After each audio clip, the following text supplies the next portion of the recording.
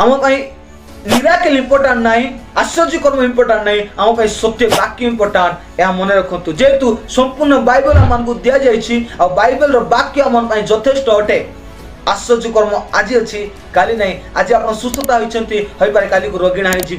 किंतु आपण परित्राण पाई कि आपणकर जीवन रे ईश्वर अनुभूति रही कि आपण जीवन रे ईश्वर वाक्य अनुसार जीवन काटुंट कि ता इंपोर्टाट अटे प्रमुख लोक मैंने तेणु आश्चर्य कर्म पछरे गोड़े न जाए ईश्वर